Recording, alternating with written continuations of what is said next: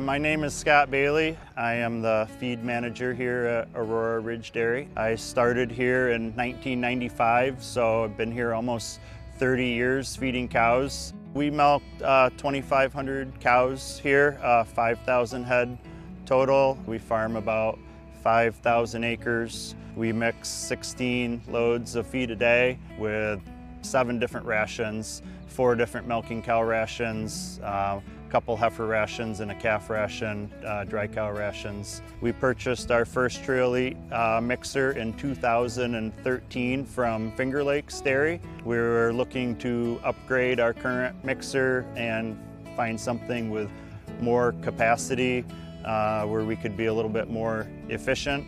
The Treo-Elite with the Repto PTO seemed like a nice clean look, easy to maintain compared to our front mount pump on our old mixer.